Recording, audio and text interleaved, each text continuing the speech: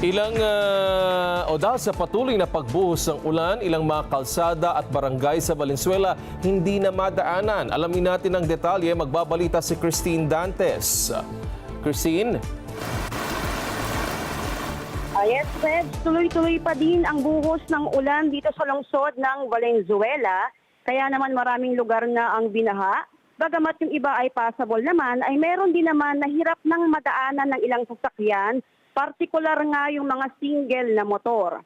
Kaninang umaga ay pinauwi na din ng mga estudyante matapos naman ang pag-anunsyo ng yellow rainfall warning ng Pag-asa, kung kaya't may ibang estudyante ang umuwi ng basang-basa dahilan nga sa patuloy na pagbuhos ng ulan.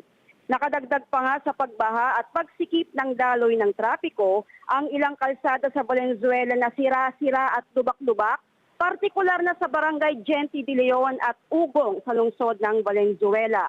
Halos di naman nakita ang ilang gate na sa lugar ng Santa Monica Compound 1 sa may Balubaran, kaya't hirap din ang mga residente sa paulit-ulit na pagbaha sa kanilang lugar.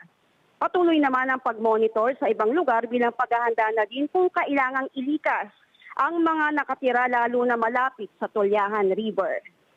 Mula dito sa lungsod ng Valenzuela, ako po si Christine Dantes, matatag, matapang, matapat. Christine, kamusta yung mga tirahan dyan ng ating mga kababayan? Meron na bang mga nag-evacuate at meron na bang mga nag-iikot-ikot dyan na galing sa LGU?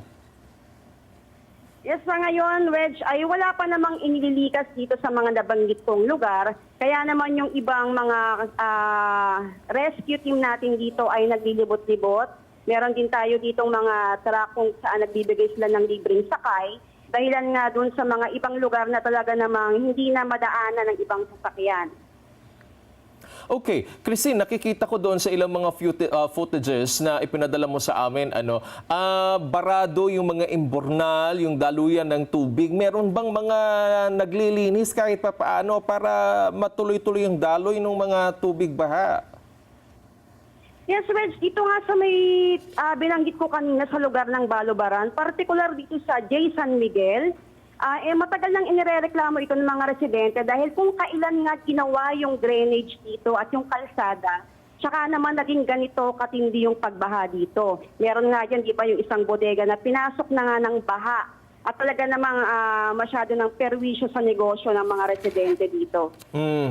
So yung mga tindahan dyan, sarado na muna sa kasalukuyan, Christine, dahil apektado rin sila ng baha?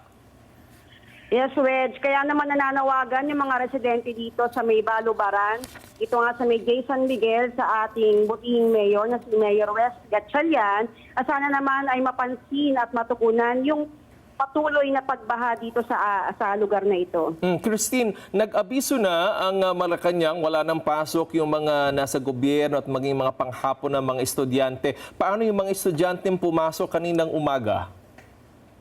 Yung mga pumasok kaninang umaga, nakita nga natin diyan sa may ibang lugar, nasalubong natin sila na talaga namang basang-basa. Yung iba nga wala pang payong, lalo na yung mga nasa kinder, mga elementary. Sabay-sabay silang pinauwi kanina kung kailan naman kasagsagan ng ulan. Kaya naman marami ding magulang yung mga nagreklamo sa hindi pag-anunsyo ng maaga para isuspindi nga yung mga klase. Maraming salamat. Ingat kayo dyan, Christine Dantes.